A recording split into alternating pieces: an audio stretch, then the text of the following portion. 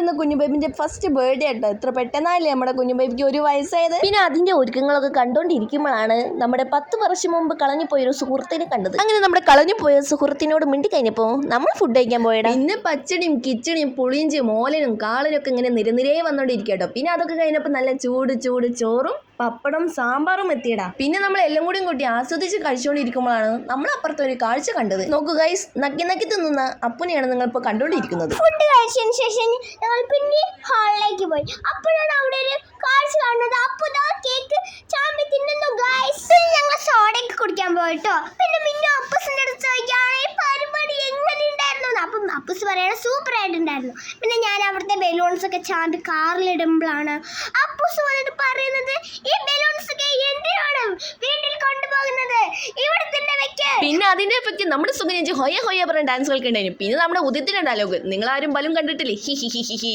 പിന്നെ 2 മിനിറ്റ് കഴിഞ്ഞപ്പോൾ ഉദിത്ത് തലമണ്ടിക്കതാ ബലൂൺ കൊണ്ട് കളിക്കുന്ന ഗൈസ്. ഞങ്ങൾ കൈകൊള്ള ബലൂണൊക്കെ എടുത്തിട്ട് വീട്ടിലേക്ക് പോയി. അപ്പോഴാണ് ഒരു കാഴ്ച കാണുന്നത്. കുഞ്ഞു ബേബിയും അപ്പവും കൂടി കളിക്കുന്നു ഗൈസ്. കുഞ്ഞു ബേബിക്ക് ഒരു കാർ കിട്ടിയിട്ടുണ്ടായിരുന്നു. അതിൽ ഇരുന്ന പാടെ കുഞ്ഞു ബേബി ഒരേ കരച്ചിലായിരുന്നു ഗൈസ്.